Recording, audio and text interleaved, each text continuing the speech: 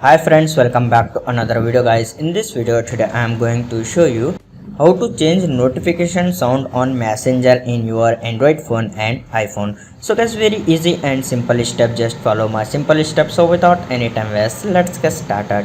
First open Messenger in your phone and click on three lines and click on setting and scroll down, click on notification and sound and click on ringtone option and select your favorite ringtone.